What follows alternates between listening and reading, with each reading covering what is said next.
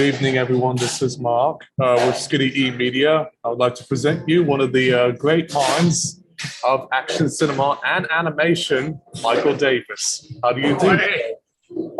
Actually, I just thought this was a written interview, so that's cool. But so I am like all schlubby, everybody. Please forgive me. Hey, more than welcome to. I can do it video or audio, depending on how you like it. No, it's fine. Whatever you want. I would have shaved. I haven't shaved since I came back from Annecy, and so I look like Gandalf. Usually I trim it a lot closer, but now I look like an old man.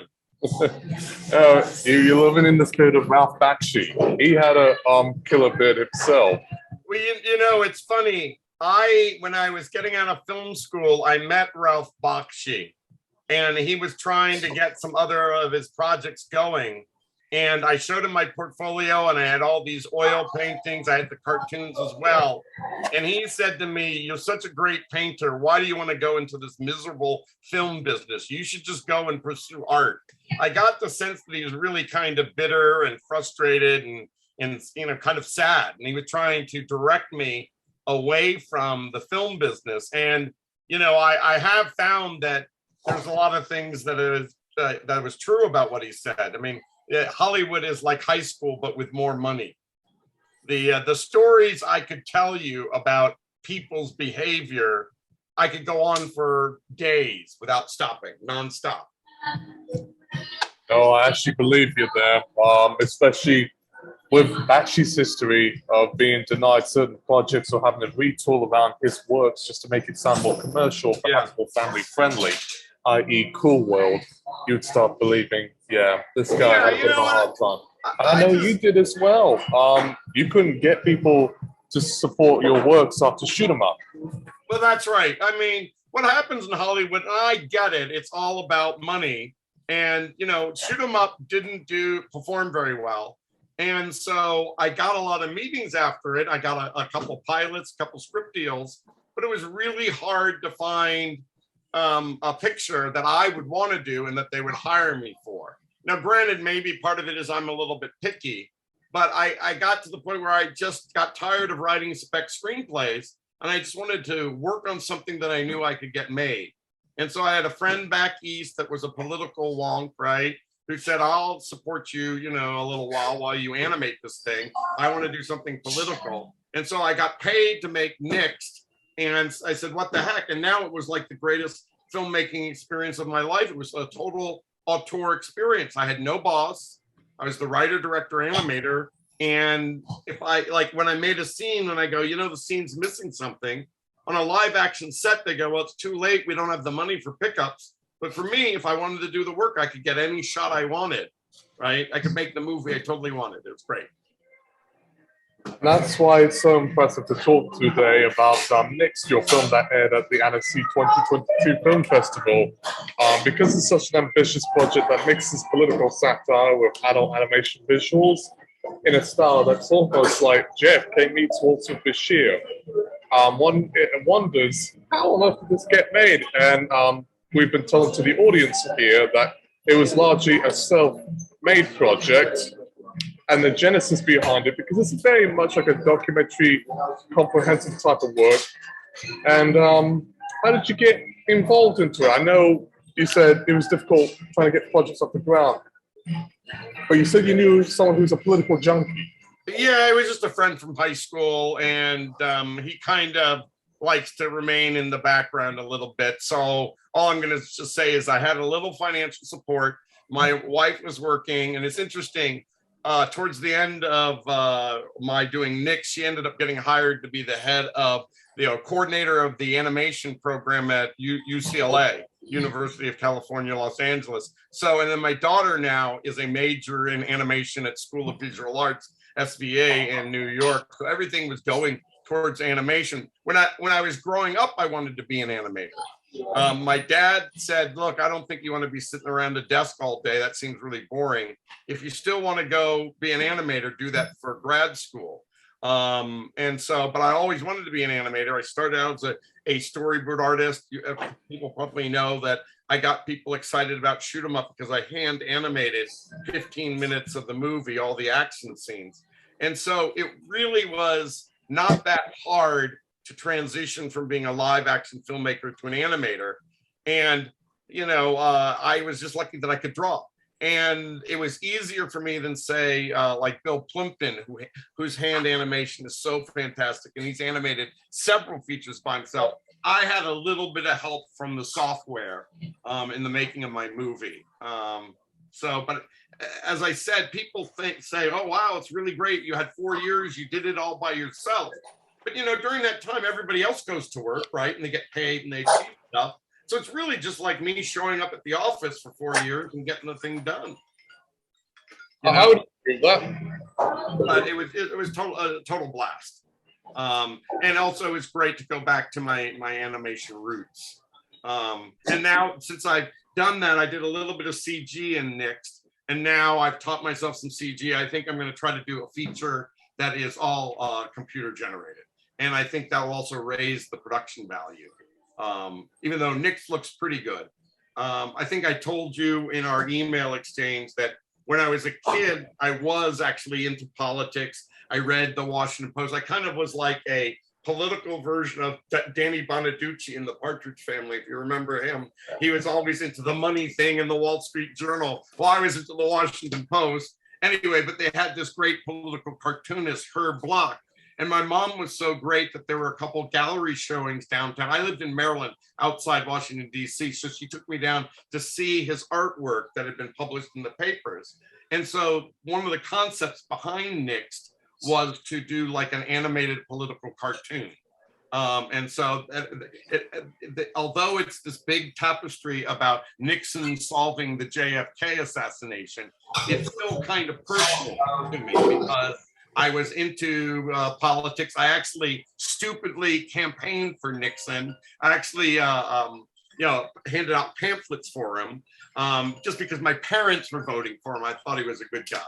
And also I was telling you before, I'm a big James Bond fan. And there's a section in the movie where Nixon goes to see Murder on the Orient Express that came out like in 1972, 73. And Sean Connery was in Murder on the Orient Express. So I made sure I drew Sean Connery really well so I could say I made a movie with Sean Connery. I know. So people, when you watch the movies, look for the little close-ups, right? It's like, I guess it's up right here in frame, right? Of how well I drew Sean Connery. Unfortunately, I had to put a mustache on him, so he didn't really look Bond-like. Oh no, I get that. But I did, but so, and again, it's kind of years ago, I was a storyboard on this movie. But Sean Connery was in the rainforest, Medicine Man, and so it was really great to be on a set with like my idol, right? It was very exciting to be like that close proximity. So it's cool. A very rich experience there from what you've told me. One could argue you've probably done more Oliver Stone than Oliver Stone himself. Well, I don't know if you've ever met him in person, but I met him briefly because my producer hold on one second. Hey, girl. Hey, this is my daughter. I'm doing a Zoom interview right now. So I'm going to let you go. Okay. Thanks. Bye. So my producer, Don Murphy on Shoot 'Em Up, had done an Oliver Stone movie. Remember, he had that Quentin Tarantino script. I can't remember what it was, but so Don took me to a premiere and Oliver was there and he introduced me to Oliver. But Oliver Stone's JFK, a lot of it is structured on Jim Garrison's investigation, right? And it climaxes with him taking Clay Shaw, this New Orleans businessman, as being one of the conduits to the bigger conspiracy.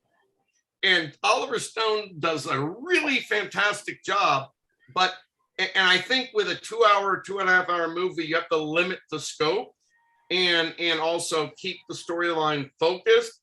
And so some of the things that I put in NIXED, he probably knew about, thought it was really great information, but he had to keep his information in the universe of the Jim Garrison story, where my premise was I didn't have an axe to grind as to, at the end of my movie, Nixon solves the JFK assassination. And I have to tell you, I actually think that my solution is probably close to what it is. It's a really smart take on taking all of these theories about who killed JFK and putting them into one movie. But I didn't go in saying I want to make a movie and screw these people saying they're the ones that did it. I just went and read 30, 40, 50 books. What is the funniest, weirdest, most entertaining, craziest thing, but true, that happened during this investigation and in Kennedy's life and Nixon's life and all these people's lives, and find a way to put them into the movie. And because I'm all about entertainment, I like to make people laugh. You see in Shoot 'em Up, it's kind of bonkers because it's hard for me to get amused by stuff if it's like standard stuff. And so I just want stuff that goes for it. So NIXED is like all the crazy things Oliver Stone couldn't put in it. But I do have to say, and maybe it's in terms of the pacing of the movie, when you're in the section where it's revealed who did it, it's almost like the last 25 minutes is a recounting of everything. And I can step through it a little bit more slowly. And like, this is no big deal, but I wish they had done this in Oliver Stone's piece, is that they changed JFK's the motorcade's route. So it actually had to make a couple of turns. And by making those turns, the car had to slow down to a speed that was lower than the Secret Service regulations. And the turn brought him closer to where the shooters were set.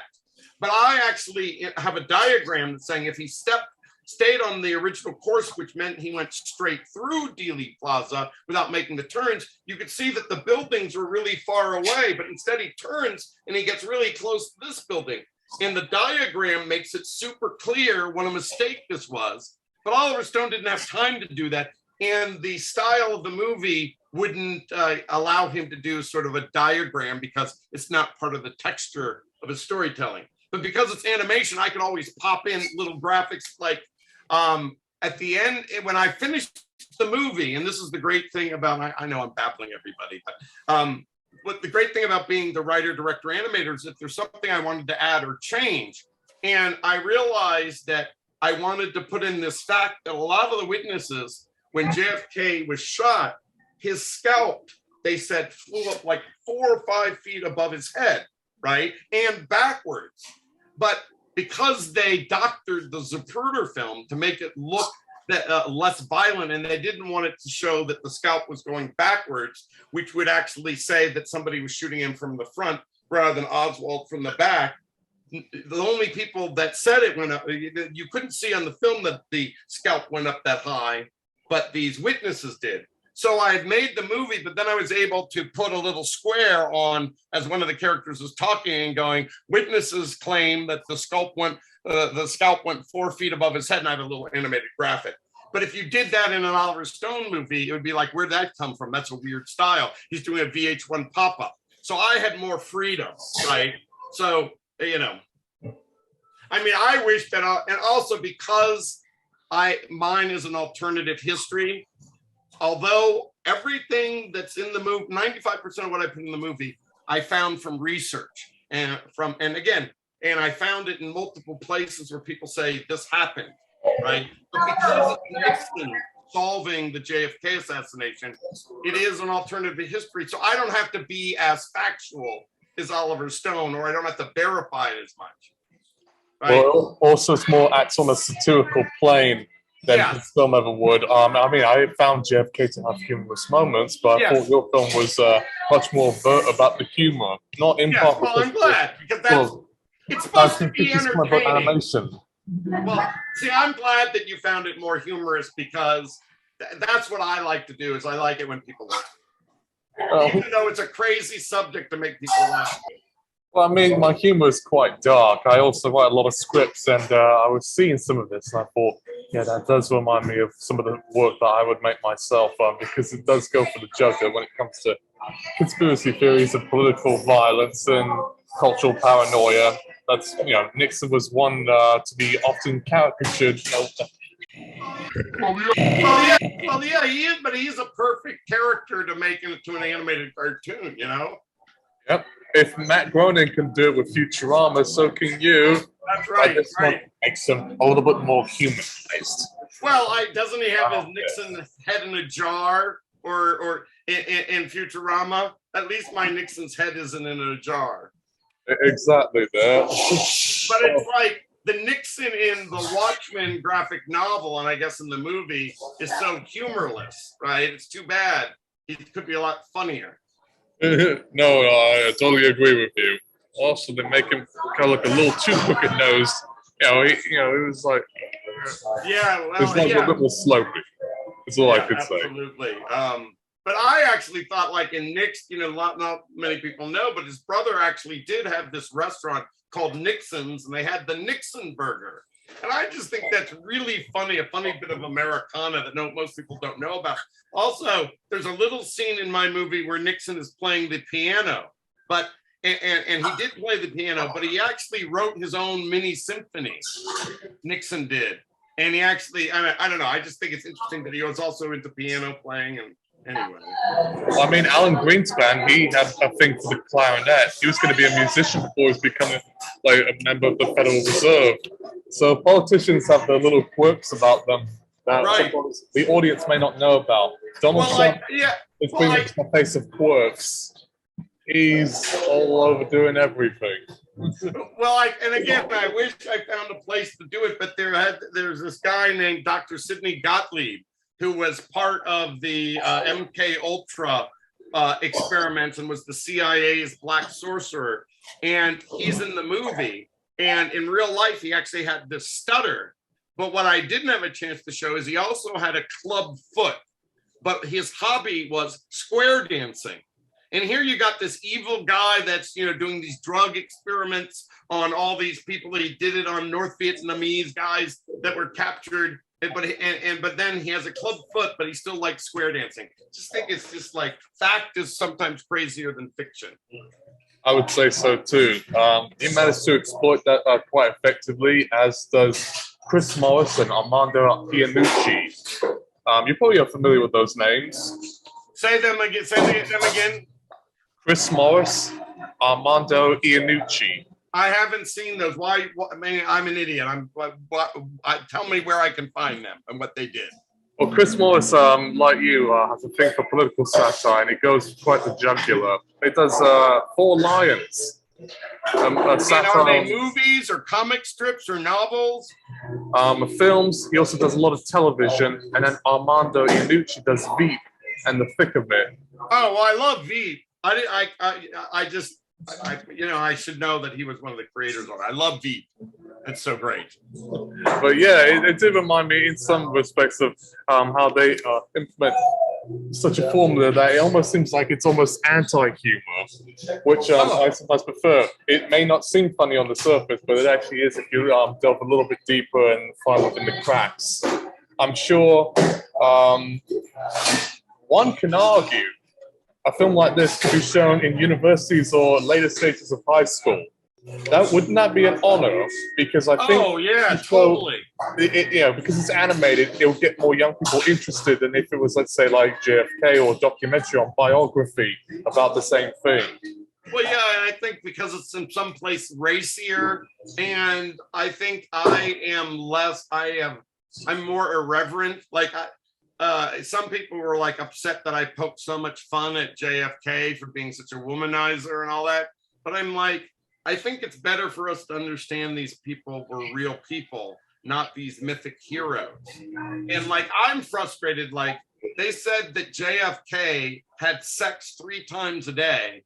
And I'm thinking, okay, had sex 3 times a day, then he had to shower afterwards and get dressed, put his tie. That's probably 2 or 3 hours of his day that he could have been working for the American people, but he's just spending it either in bed or showering after sex. And people go, it's his personal life. Yes, but some of that stuff he was doing on company time, right? Think about how all the things he could have accomplished if he wasn't so focused on his personal needs. That's what I think people should be aware of. Anyway. No, I think you got a point there. I would say as far as like modern parallels are concerned, I know a lot of people like to say Trump was obsessed with his eating habits, often having KFC, McDonald's, brought to the White House or to his Trump Tower. And everyone likes to make him seem like, oh, he just goes anywhere he likes and puts that red hat on, saying, "We stole the elections, we stole them." You know, the sad thing about it is not only did he do that, but the sadder thing is that so many people believed him. He's just the figurehead of like people not taking the time to do their own research and to not be so gullible, right? And decide, really learn, right? And also, I mean, you got to consider the source. He's so egotistical. Everything's about him. How can you believe what he says when he's just out for himself? I'm afraid that is true there. I would like to tell the audience who's listening, we're not exactly saying we're anti-Trump or anything. We're just highlighting modern-day parallels for the audience, because a lot of people have short memories, and a lot of us millennial types often just envision Nixon as some sort of caricature, when, you know, many sources said on WAPO and New York Times that he was kind of the Donald Trump of his day with the Watergate scandal and many of his weird tics and behavior that disgraced the GOP, at least for quite a few years, with Jimmy Carter after Gerald Ford, and then came Reagan, who brought renewed interest because the image was cleaned up. We didn't want to seem like we were too damaging. Well, the first thing is that I don't want to make this conversation about Trump, partially because I think everybody is fatigued talking about Donald Trump. But when I made NIXED, it was, again, I think I told you in this email, there's no one movie that goes, oh my God, that, you know, changed, you know, the course of, you know, my opinion on that. It's so influential. I do think that the body of work over a period of time can change people's, you know, minds, or, you know, even just the long campaign against cigarette smoking. It's dangerous, dangerous, dangerous. Not one thing finally got us to realize that it's, but I just wanted to say that our democracy comes under assault, you know, often, and Trump isn't the first time, Nixon wasn't the first time. And again, I'm not making this out to be a big message, because I'm like a grain of sand in that whole commentary about it. But you did remind me, years ago, I read this book called Making of the President, 1776. And it was somebody who did a biography on Washington. Now, everybody thinks that he's like, I cannot tell a lie, cut down the cherry tree. And, you know, he was the first president and he won the American Revolution and that he was really great. Well, in this book, what happened was they kind of show that George Washington wasn't really that bright. Like when he in the French Indian Wars, he was like a commander, and he was asked to build a fort at this strategic location. Well, he ended up making the fort right underneath this cliff. And then when it rained, it was this waterfall that dropped right down onto their fort, wasting it. He wasn't very bright. At one point, they were going to have a meeting with a French ambassador to start negotiating. And he mistook the ambassador for a soldier, and Washington shot and killed the guy that he was supposed to negotiate with. He really, really wasn't that bright. When he died, his wife took all of his letters and burned them into a big bonfire, because they knew they were going to write about Washington being the man that, you know, that founded America. And she didn't want to find out that he had all these affairs and all these letters from, and so she burned all this personal stuff so that his image could be protected. And when he actually ran for president, or when they were going to start the new nation after the Revolutionary War, there were all these other politicians like John Adams, who was really strong, really smart, but a lot of people didn't like him. And then there were a couple other people in the running, and they needed to find somebody that nobody disliked. And George Washington had lost his baggage coming to this Continental Congress or whatever. And all he had to wear was his old Revolutionary War uniform. So he shows up at this Congress to see, how are we going to form this government? And everybody's in civilian clothes except for him. And he kind of stands out, and he kind of looks a little bit regal or stupid or whatever. But everybody goes, well, George Washington, he's kind of a nice guy. He's never pissed me off. He's not power hungry. If I just don't want John Adams to be president. So let's get behind Washington. So he was made president because he was the compromise choice. He was the least offensive person to be the first president of the United States. But that's not how the history books tell it. But I think it's important, you know, that yeah, Bill Clinton, it was not right, the whole thing he did with Monica Lewinsky. The worst thing was that he lied about it, and the nation's attention was so focused on what he had done, which was a personal thing, that it kind of slowed down the management and achieving things with government. If we knew these people were more real people and not these heroes, maybe we'd be a little bit more tolerant and not spend millions and millions of dollars on, you know, what Bill Clinton did with a cigar, you know? Exactly. Unfortunately, we live in a world where often people are held into sort of mythic status. Well, mainly because of the super PACs and entities of the powers of that be. Like CNN, MSNBC, Fox News, Daily Wire, all those outlets, they have to go out their way to support a particular candidate because otherwise they'll lose their reputation amongst their particular set of subscribers and viewers and whatnot. And that even creates a few problems itself. Yeah, you know, I was going to say, if I was less lazy, maybe I could have done a Kickstarter, but I just wanted to start making the movie. And so I didn't do any of the crowdfunding things. And maybe that would have been a help. But so now the biggest thing is I've just shown the movie at Annecy, a great response, and that's the 2-hour version. I actually animated 2 hours and 45 minutes of content, so I actually have a mini-series version of the project as well, but we thought to get the word out and get some prestige and momentum, we would go out with it as a movie, but I actually have another format if I wanted.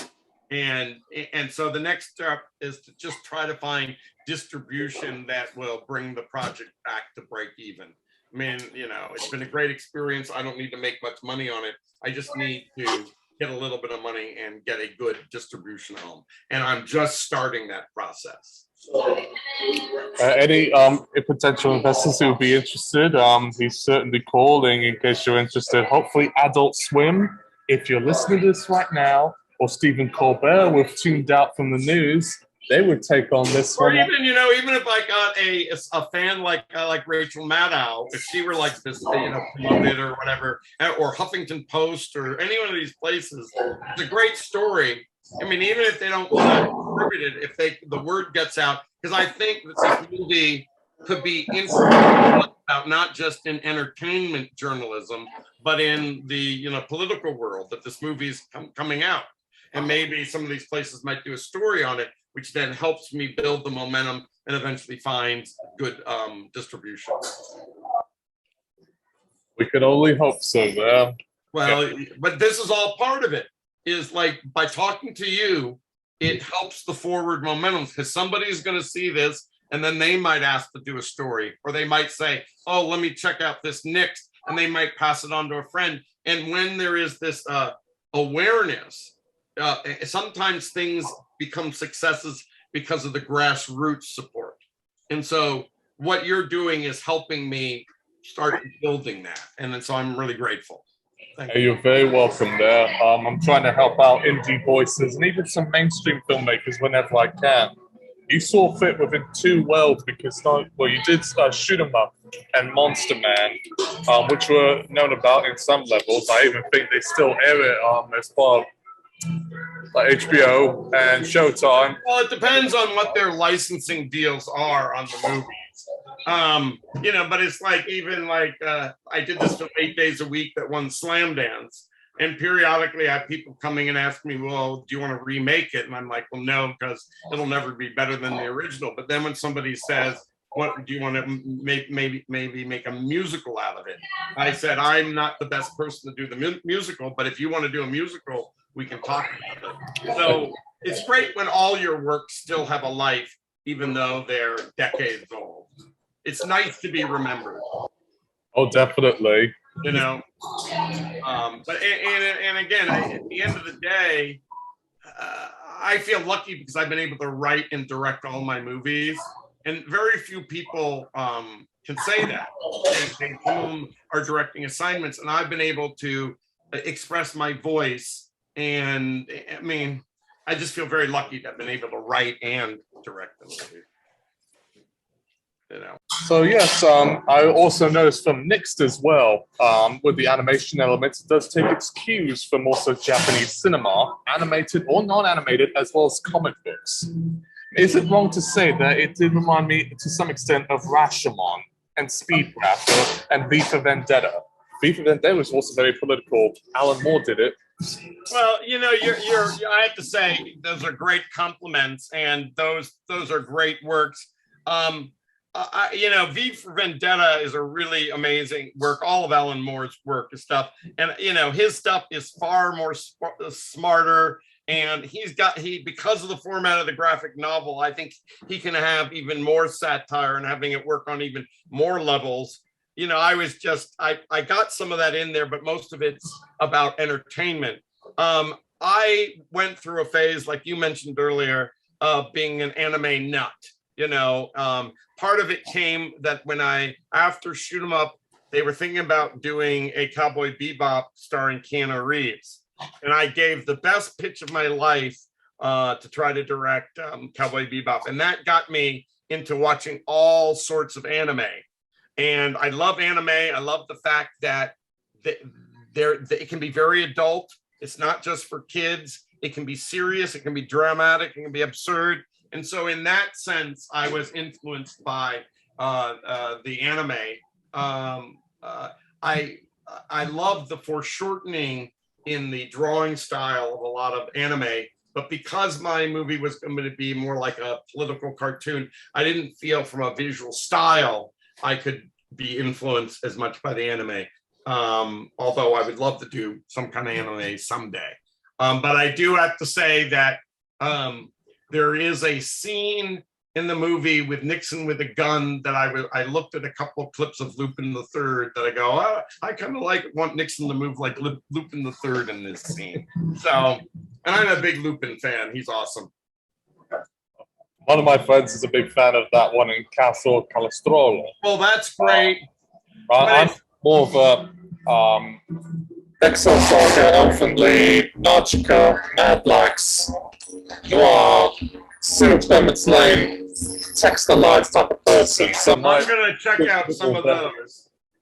But I would be interested to see you do, with all the work that I know you have done over the years, see how you would make a mezzo, like a film based on mezzo. Oh, you know, I watched all of those. That's the chick assassin. Yeah, which is the pink hair. Yeah, those are awesome. Unfortunately, it is so explicit. The uncut version, you'll probably have to do the R-rated version, which is all the action scenes. Right. I would definitely be curious to see how you pull up something like that because it's action comedy, or even for that matter, something like Elfin Lead, which just pushes on the violence and the nudity on full force. But, you know, the thing that's interesting is that I think we've gotten so used to, at least us media junkies, that when they push the envelope, it's not really pushing the envelope for us. It's only pushing the envelope for outsiders. Don't you think? Like very, very rarely do they go, oh my God, I can't believe they did that. Or do you mean like the evangelical Christian people or MPAA? Because I'm just talking about the general public, right? Doesn't necessarily watch all this stuff.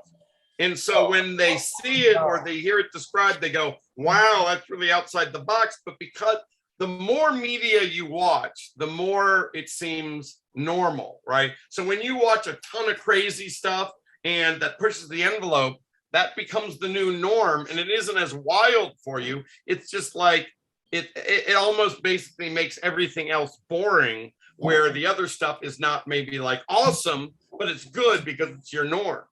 But I don't know. Maybe that it's like a drug. You have to keep getting more and more to get higher and higher. And so for the outrageous stuff to hit you, it has to be more and more outrageous. And at a certain point, it reaches a level that, you know, you can't even do it. Like I have this script that I wrote, and again, I don't know, maybe I'll use it in a movie or not. People out there, please don't steal this. But like our character is like on a 3-story building, right? And the bad guys are coming after him and he's cornered, right? And there's a window, right? But if there's no rope, there's no whatever. But apparently, like your intestines or like if stuffed in there like 18 feet long, if you extended your intestines. So he ends up grabbing the intestines out of this guy's belly, right? And he uses it to, you know, as a rope to slide down to a couple stories below. And that's like super gross. People wouldn't want to see it. But, I'm like, it could be fun if it's done right. If it's done you're prepared for it. But I'm like, anyway, I don't even know why I tell you about that. But that's how I think. Well, I mean, NIXED isn't let it off on graphic violence or strong language or sexual content. It goes for the jugular. Sometimes you have to do that in order to get your point across a little bit more. Right. With my scripts that I also make myself, I kind of do the same thing. To where I almost sometimes worry, is the MPAA going to give me an NC-17 on this? Or they're going to say no, but at the same time, I'm not making films for the wide audience. I'm making it for my own imagination. Right, and I think that if you don't have to worry about the theatrical release, I think the more of your voice and the more of your vision that you're making what you want to see, you should do. Because chances are, if you're making what you want to see, there are going to be other people that really want to see it. I will say this, on the other hand, as far as the film is concerned, to the uninitiated, how would you approach the subject to someone who, let's say, is Generation Z or Alpha? They don't know too much about Richard Nixon except for maybe a caricature on Futurama, or maybe at secondary school. How would you tell them, or to a university student, like, hey, you want to see this movie? Well, what I would do is separate out the real life politics, and if they were interested in the mystery genre, which is a fairly big genre, it's actually bigger in publishing, but mysteries are a very big genre. Whether you're going to, BritBox, where I get my British mysteries, or all the streamers are buying old British mysteries, right? Or any kind of mystery. The movie NIXED is really an examination of the greatest mystery story that happened in real life. Who killed the president of the United States? So I would try to intrigue them with the genre elements first, rather than it's based on a true story. Because I know myself, when everybody starts, it's based on a true story, I immediately go, no, because then you're limited, you can't use your imagination. True story, no. But also, creative liberties can sometimes be taken on the story to where they try to make it seem like, oh, it wasn't that bad. Right. But that is. Or sometimes they don't go that far, and then the drama of just the film piece is not interesting because they're sticking to the facts too much. So whenever I hear true story, it's not an enticement. It kind of makes me less interested. So I would start with saying it's a freaking amazing mystery, and with great characters. And oh, by the way, it's the greatest mystery of all time, and it might actually be the best solution to the JFK assassination. Like, I don't know if I sent you in the press kit. It was so funny. So I'm doing all these internet searches on JFK, on Bobby Kennedy's assassination, Martin Luther King's assassination, and in the movie they're talking about. There's a part about the making of a cancer weapon that maybe kill Fidel Castro with a cancer weapon. And they're trying to make this fast acting cancer they're calling a galloping cancer. Well, I'm three quarters of the way through the movie, and I end up having this, like, and it's kind of gross, but like a thumb size growth in my belly. And I'm like, oh my God, is this? Oh, wait, you said it was like a hernia. Well, that's the payoff. Yes. But I was like, hey, maybe they found out about me. Maybe Kennedy's killers are out there and they want to stop me from making the movie, and they gave me the galloping cancer. Well, only 1% of me was paranoid that was it. And the 99% said, nah, that's not true. But I had a physical and it was just a hernia. But for us, one percent of me was thinking maybe they're trying to get me because they don't want my movie to come out. Actually, a clever way to put it. I would probably do the same thing too. But yeah, the JFK assassination is definitely one of the greatest topics as far as political scholars are concerned for American history. Because it's lent itself to so many theories and whatnot, it almost leads me to perhaps maybe the final question of them all.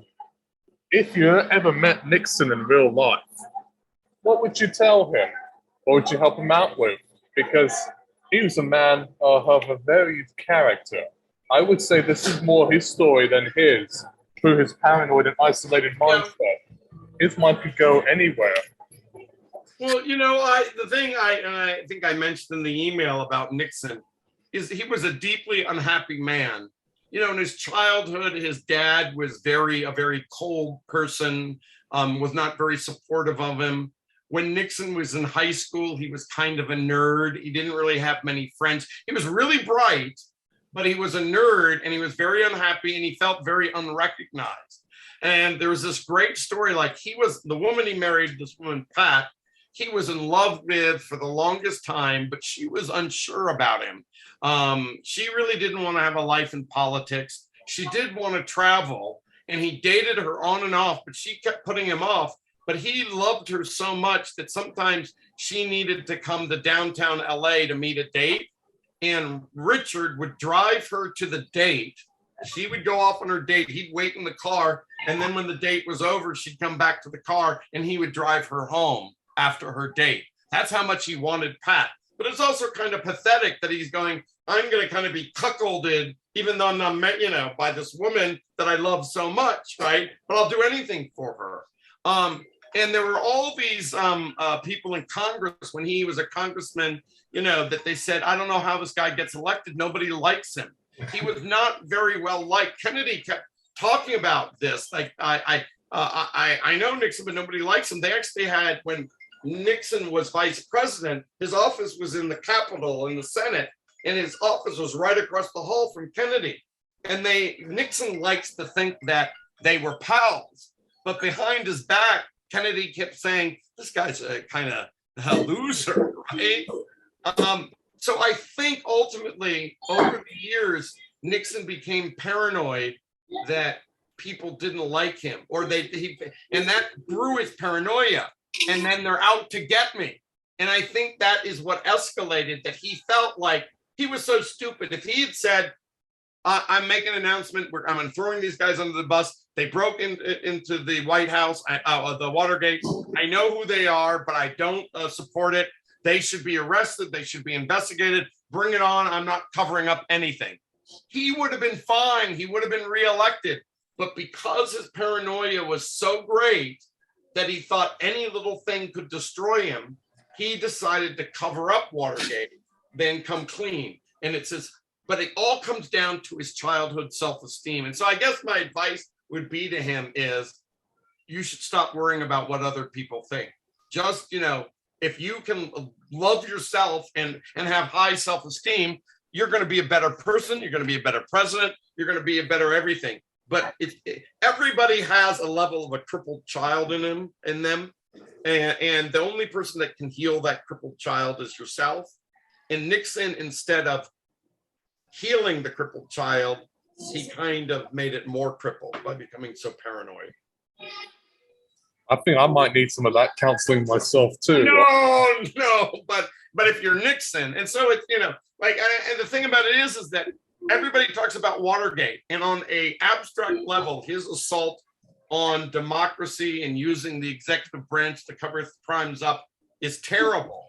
But on a practical level, the worst thing that he did was in 1968, when he was running through back channels, he told the South Vietnamese who were negotiating a peace to end the war, 1968, Nixon said, don't sign a peace agreement until I get elected. You'll get a better deal because everybody's afraid of me. I'll be the tough guy. You'll get a better deal. And he basically scuttled the peace negotiations in 68. And the war went on for 4 more years, and thousands of Americans died because the war went on. And if they'd made peace in 68, all these kids would have been brought home. And LBJ had heard or learned that Nixon had done that. And that is a treasonable offense. And LBJ, although I'm not a fan of him, had this choice of, do I out Nixon and throw the whole political campaign for president, in turmoil, or do I keep it secret? And LBJ thought the country was really still reeling from the JFK assassination, the Martin Luther King assassination, the Malcolm X assassination, the Bobby Kennedy assassination, that he felt like the country couldn't handle another terrible political upheaval. So he kept quiet about Nixon's treason. But don't you think the lives, the deaths of all these American soldiers, that died between 60 and 72 is a greater crime than covering up a burglary at the Watergate? Oh yes, definitely. Because but nobody talks about it. That's many mothers and fathers' children lost their lives for war based on disturbing ideology. Yeah.